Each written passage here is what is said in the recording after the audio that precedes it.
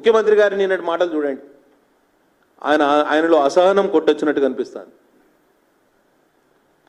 అసహనం ఒకవైపు ఉన్నది, ఆయనలో అభద్రతా భావం కూడా ఎక్కువ ఉన్నది. ఎందుకంటే ఆయన మంత్రివర్గ సహచరులే ఆయనకు సహకరిస్తలేరు.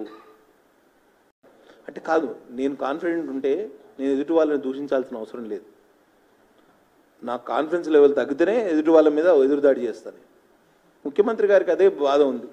ఇప్పుడు ఆయన ఫ్లాకే సరిగ్గా లేదు, ఆయన గ్రూపే సరిగ్గా లేదు. అందులో మీరు చూడండి, ఎన్నికల్లో ఒక్క సీటు తక్కువ వచ్చినా కానీ కాంగ్రెస్కు మళ్ళా నల్లగొండ ఖమ్మం లీడర్లు ఈయనకు ఎసరు పెట్టడానికి సిద్ధంగా ఉన్నారు. కాబట్టి ఆ భద్రతా భావం నుంచి వచ్చిన బూతులే ఇవి. ఫోన్ ట్యాపింగ్ విషయంలో మాట్లాడతారు.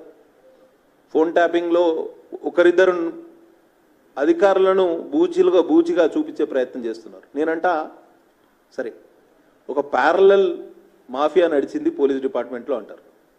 మరి అప్పుడు 7.5-8 సంవత్సరాలు ఒకరే డీజీపీ ఉన్నారు ఈ రాష్ట్రానికి. వారికి తెలియకుండానే ఈ మాఫియా నడిచిందా? మీరు చెప్పండి. మీ పోలీస్ డిపార్ట్మెంట్లో ఓ ప్యారలల్ మాఫియా నడిచిందని అంటే అప్పటి డీజీపీ గారికి సంబంధం లేకుండా నడిచిందా? ఎవ్రీబడి వాజ్ ఇన్వాల్వ్డా కాదా? చెప్పండి.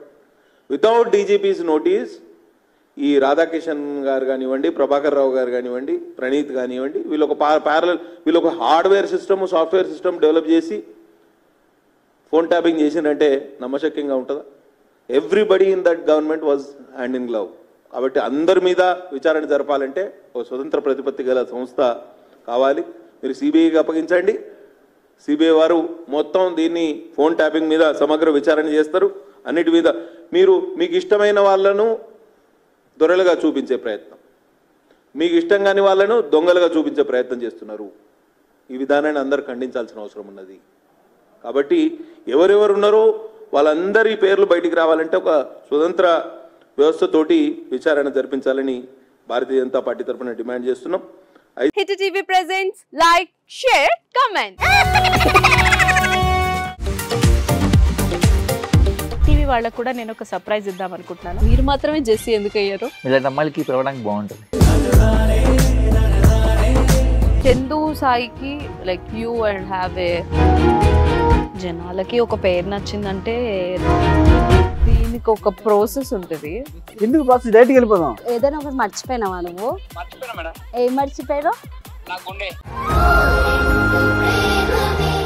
ఏదో ఆ టైంకి మన సుడి బాగుంటే ఎవరన్నా చూపిస్తే రాయగలం కానీ డోర్ టు డోర్ సేల్స్ చేసేవాళ్ళు. శారీ వస్తుంది, శారీలో వెనకాల కట్టుకుని